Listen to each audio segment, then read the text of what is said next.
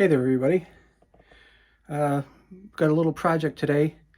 I've got to replace the water pressure relief valve, the pressure relief valve on my water storage tank. I noticed over the last couple of months it was leaking a little bit, so I put a pan or a bucket underneath here. I don't know if you can see that or not. And every couple of weeks there's about a ½ inch of water in it, so that tells me that something's going wrong with the valve, so I'm going to replace it today. What I've done for safety's sake is I've shut off the furnace, okay, and I've isolated the water valves that feed the water tank. And I've also shut off and isolated the valves on either side of the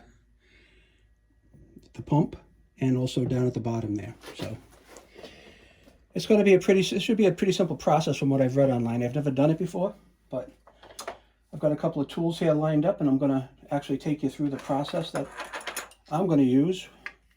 Like I said, I'm not a plumber. You want to follow what I do, you kind of do it at your own risk, and just leave it at that. So what I did was I went to Lowe's just a little while ago, and I bought an identical statistical pressure relief valve, okay? And it has the same specifications on it that the one that's coming out of there has, and that's pretty much what you're looking at. In my case, it's a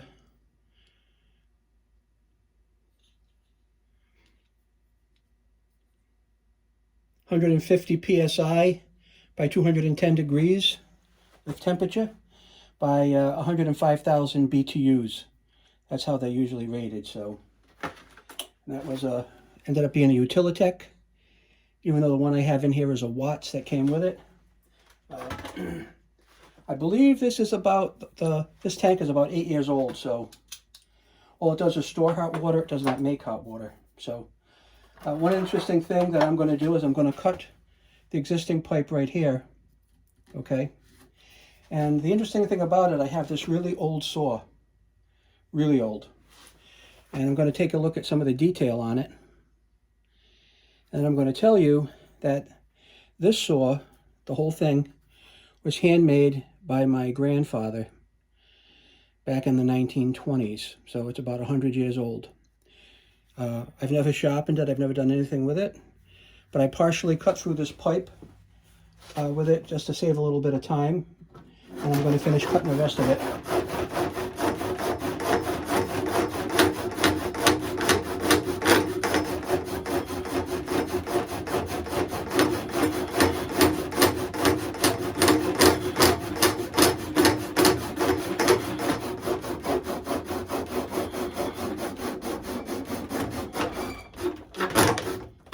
That's it. Come on.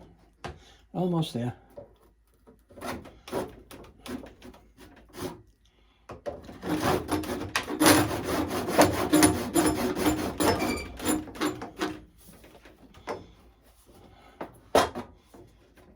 There we go.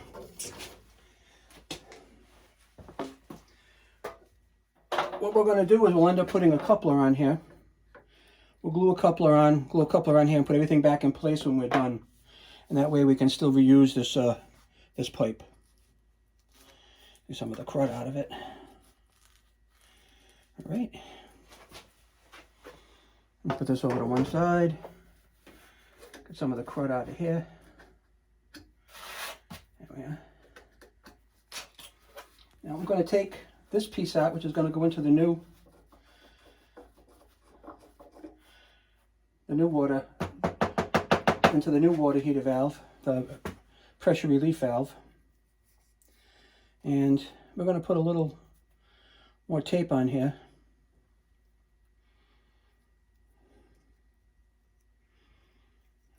Take my old tape off, put some new tape on. That should be enough.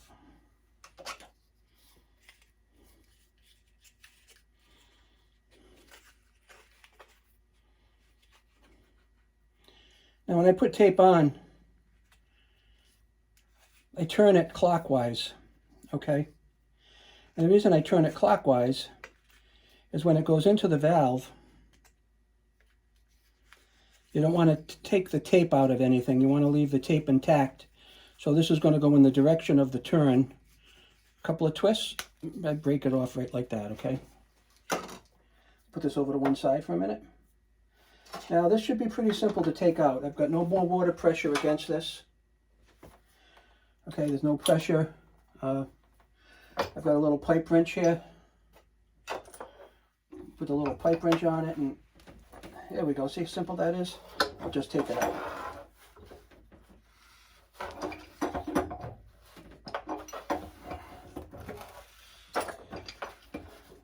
Like I said before, some of these things that you have to do around the house, they're a lot simpler than you think you are. All you have to do sometimes is just try them. And what I do once in a while, I'll make videos just to show people that I'm no expert in any of this subject matter, and I've never done this stuff before, but if I can do it, pretty much anybody can do it. So we're going to take this out. Yeah, look at it, it's all crudded up. It's all crud. Look at it. So that's probably why it was failing. It has a lot of junk built up inside of it. Okay.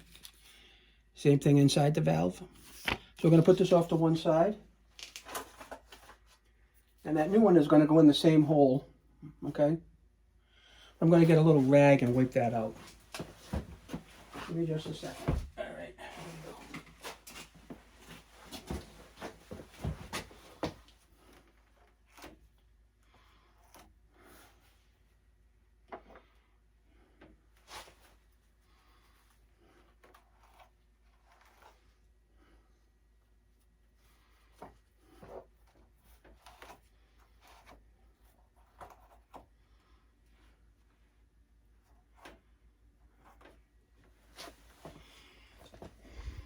See now down in that hole, I've got the threads are nice and clean. And even though that this came with some kind of sealant on it, I'm going to put a couple of wraps more of this heavy blue plumber's tape, which seems to do a nice job. And just give it like 3 or 4 turns.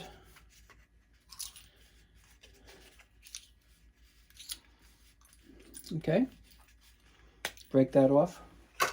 Now when you put plumber's tape on something, they recommend that you kind of dig it into the threads yourself with your fingers, okay? It's pretty simple to do. That's about as crazy as it gets. And then we're just going to put it back in the hole. And I guess before we do that, we should probably put this in. Right, this is the piece I took out. Just going to mate that back in there in those threads. Pretty simple.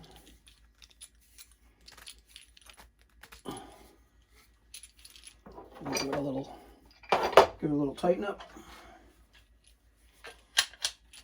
I don't know if you like doing little projects around the house, but I kind of like it just because, number one, it saves me a little bit of money, which isn't that big of a deal. But also it's the time of having somebody come out here and actually, you know, make it the time to come out and actually do things. Now that's in there nice and tight. Now at this point, now I want to put it back in here. And the thread. We'll get this out of the way. That's going back in there nice and easy.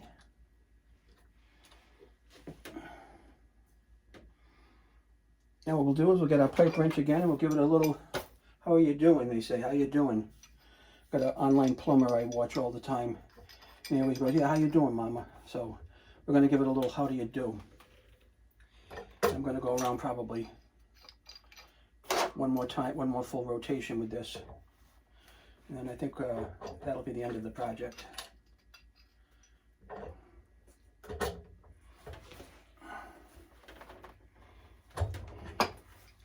Now you never want to over tighten these things.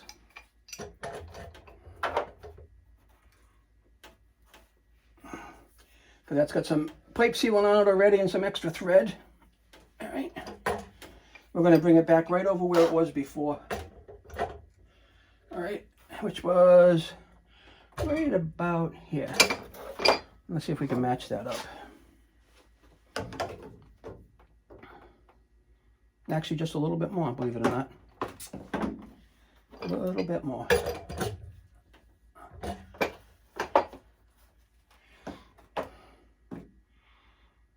That's about perfect now.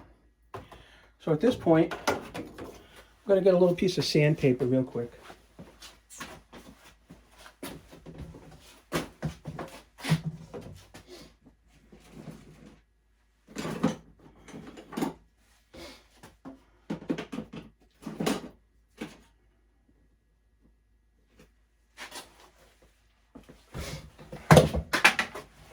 I'm just going to smooth the edges on the pipe off.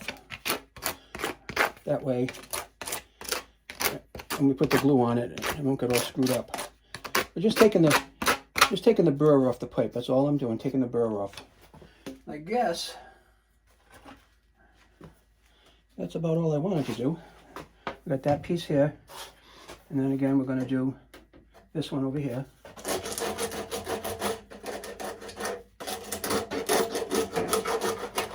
All right. Now I bought some glue, which I hated to do because it was $8 just for one little joint, but this is medium iron CPVC cement. We're going to make this nice and easy.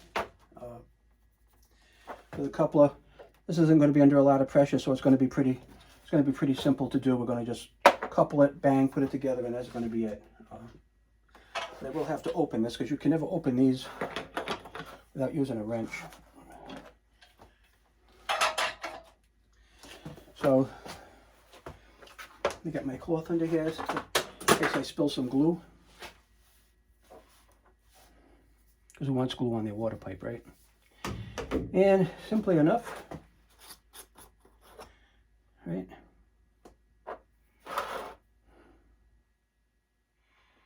I put a little glue on here. We're going to put a little glue in here.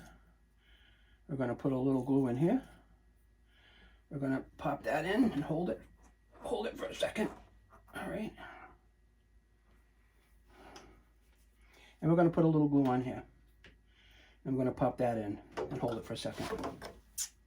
Up and over. And there we go. And we'll just hold that.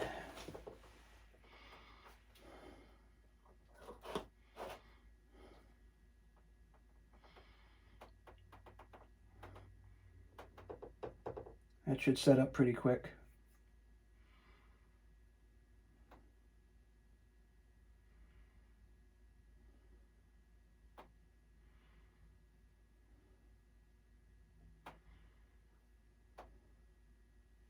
And there it is, so it's set up. Tighten this back up. Put some of this stuff away. But next thing we should do now is we should actually engage the pumps again and turn the boiler back on. So I'm going to open that valve. Got another valve to open, another valve down the bottom that feeds the system. Okay. And then I've got these two up here, the hot, where are we? We've got a hot water output and cold water input. So everything is back on now. Now at this point I'm going to turn the furnace back on. And just we'll see what happens. All the valves are open.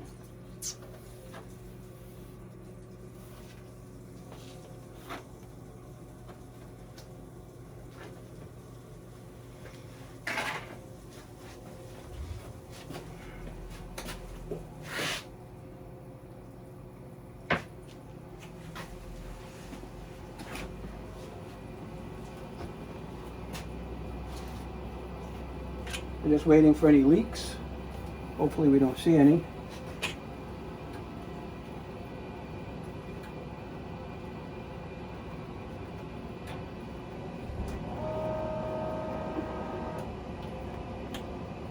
The pumps and stuff turning on.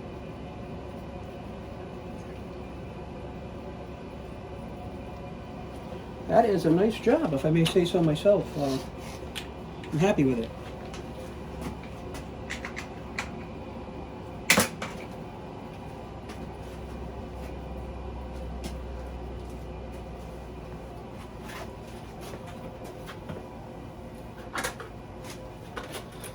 So again, this is the valve I put in. This video is about 15 minutes long. Hasn't been going too long. But again, this is the cruddy one. You can see it's actually cruddy inside and crusty down through here with junk on it. So, see, so like rusty stuff on it. But that's the project. I thank you for watching. What I'll do is I'll put a list of the stuff I bought from Lowe's and a link down below. Actually, it'd be from Amazon, but if you can support my Amazon channel, that'd be great. It will help me. Now, the last time this was on here, this was very loose when the plumber did it. Now I've got absolutely no movement in it. It's solid as a rock. I don't think he tightened this up very much because I could always see the threads wiggle in here. And as far as this point goes, I think we're all set. Yeah, and I can feel, I'll bring it down here.